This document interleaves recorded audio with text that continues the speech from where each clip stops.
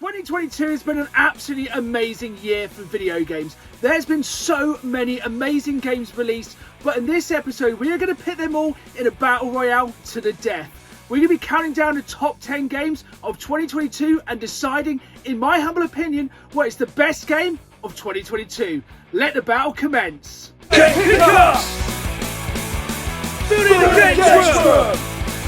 Rush trips! Hello again folks, and welcome back to a very special episode. As the end of 2022 is very closely approaching, now is the time to look back over the year that was in gaming and decide once and for all what are the top 10 games of 2022. And as always, this top 10 is very subjective. These are all games I have played. Of course, I play a lot of video games, but these games I would have missed. So if there's a game missing from this list, leave a comment down below and let me know which games I've missed in 2022. Don't worry, I'm sure I'll be catching up with a lot of games in 2023. If you enjoy this kind of content, please hit that like button and please subscribe, as I put new videos out every Saturday live at 5, as well as bonus content throughout the week like this one. I don't want you missing any of the awesome content. Now, let's get into this top 10. As always, this is subjective, but this is my list. Agree or disagree? Sound off in the comments down below. Just before we get into the top 10, I just want to say this is a spoiler-free zone, both in this video and in the comments down below. A lot of people may not have played these games through to completion yet, myself included, so please, no spoilers for these games. Just discuss that at home, hidden away from the world. Here we go then, number 10 on my top 10 games of 2022, and we are straight away off to a wildcard entry. Yes, this game has only just came out, but I've been looking forward to this one for a long while. And if you are a fan of Rick and Morty, this one is definitely one for you. If not, if that is not your sense of humour, you may absolutely hate this game. It has definitely got a zany sense of humour. There is a lot of swearing, a lot of stupid references, but this is the kind of game I really enjoy. It really reminds me of The Outer Worlds, which was an amazing RPG that came out recently. And yeah, this game is really fun. Don't worry, I know some of the guns may stick around for a little bit too long, and some of the jokes do get a little bit old, but you do manage to switch up your armory as you go through, and things do get better. The only thing I would say about it so far is that it hasn't got enough of knifey.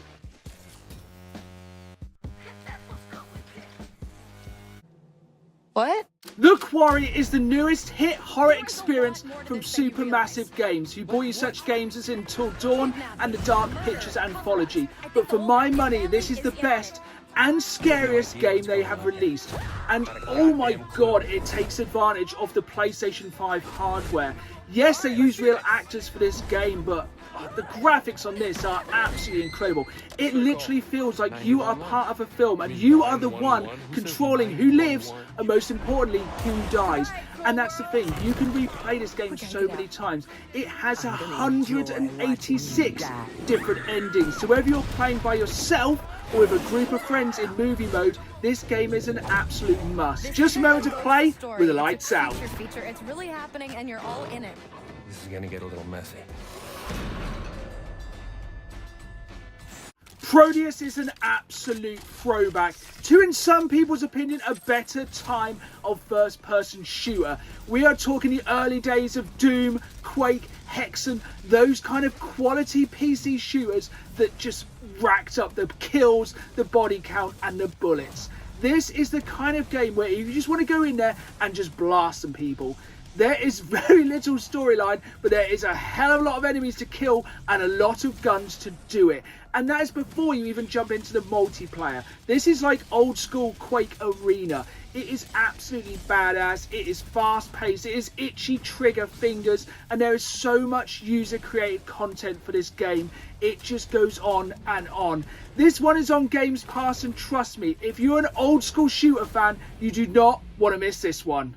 You know I love Star Wars, so you knew this game was going to be on the list. It's one of the few games I actually pre-ordered this year. I pre-ordered it to get it on the Switch to get the Deluxe Edition, which came with the exclusive Luke Skywalker with Blue Milk minifigure.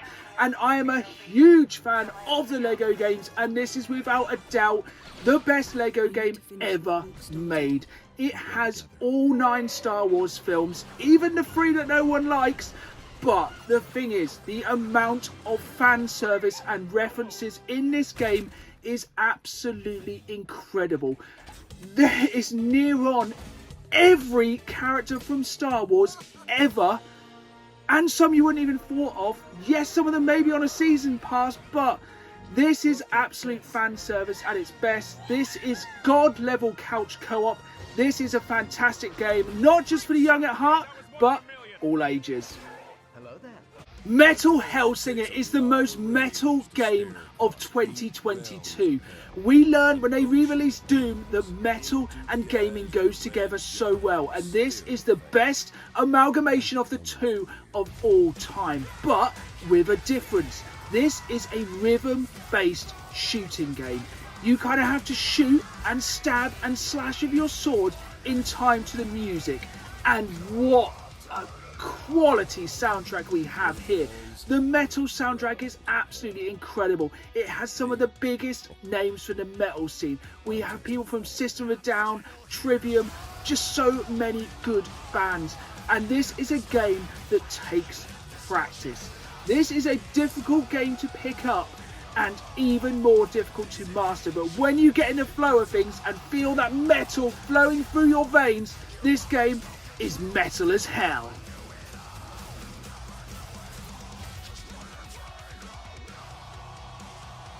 If you're a fan of retro old school gaming, you are going to love Vampire Survivors, because it absolutely nails the mentality of one more time.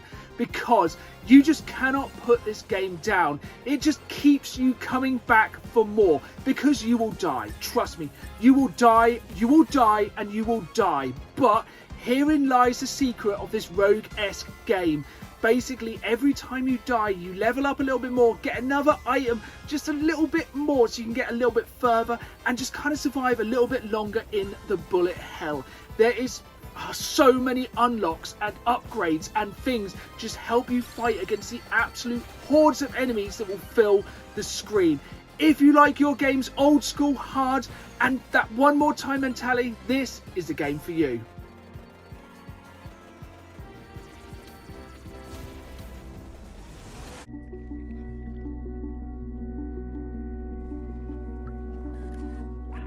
Stray could have very well been my game of the year. It was one of my most anticipated games and one of the few games I bought for the PlayStation 5 before I even owned the console. And in what other game do you play as a cat that just does cat-like things? You meow, you purr, you scratch, you just basically annoy the way through the world as a cat with its little friend of a drone, trying to escape the cyberpunk city to explore and just solve mysteries. This game is a real gem, and it just shows that Annapurna Interactive just keep smashing it out there. All of their games are so different, and that is the thing about this game. It just stands out from the crowd. Just the joy of exploring the game and the interactivity of the city around you just makes this game stand out and really is an experience that everyone should try. Pokemon Legends Arceus is for me the best game on the Switch in 2022, and more importantly, the game that I feel saved the Pokemon franchise. This is the first time in years they have kind of just changed that classic Pokemon gameplay, and for me, I feel this could be my favourite Pokemon game. I just love exploring the world, learning about the Pokemon, seeing them in their natural habitat, and it just changes the way you look at these Pokemon. They are not just there to battle, of course you can battle, but it's more just seeing how they interact and just survive in the world around them. In a time when Nintendo seem to be churning out a lot of games that are very similar and not really changing things up, Arceus really was a breath of fresh air that the franchise desperately needed. Cowabunga dudes! Shredder's Revenge is the Teenage Mutant Ninja Turtles game that we have been waiting years for. This is the kind of turtle game that people want. The co-op, arcade, side-scrolling, beat-em-up, Streets of Rage-esque amazingness that is this game. It is a throwback to the old-school Turtles arcade games, such as the original back on the NES, Turtles in Time on the SNES. This game is absolute retro, new gaming perfection. And that's before you even go into the co-op. This is easily the best co-op, online or couch-based.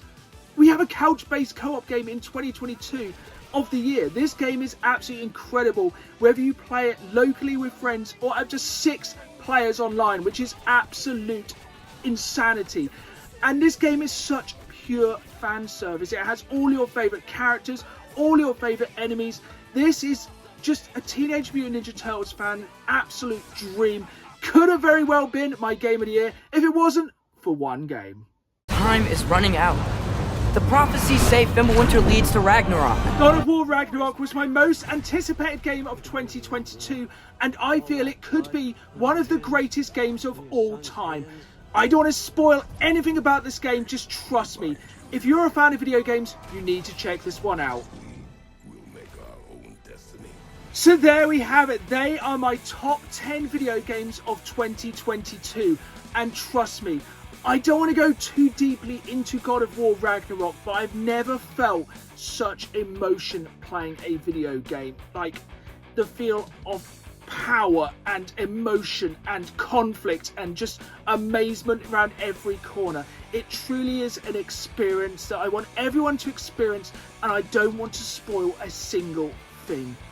This is a real dangerous thing in the gaming community, is spoilers. They are one of my least favourite things of all time, but trust me, God of War Ragnarok is one of the best gaming experiences I have ever had, and that, my friends, is why it is my game of the year 2022. There we have it then, folks. That was my top 10 games of 2022. And now the real fun begins down in the comments section. I want to hear your top 10 games of 2022 and more importantly, your #1 game of 2022. I'm sure there is some massive games which I've missed over this year, so please let me know down in the comments below what games I've missed and what games I need to start playing in 2023. I hope you enjoyed this video. If you have, hit that like button, subscribe, and as always, keep playing the game. See y'all soon.